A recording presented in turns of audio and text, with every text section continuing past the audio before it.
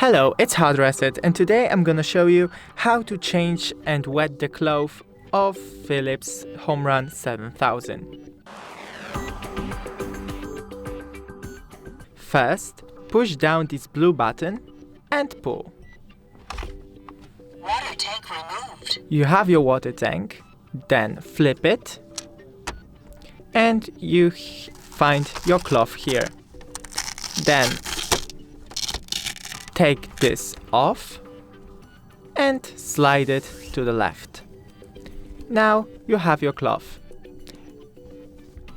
Wet it in water, then and install by sliding to the right.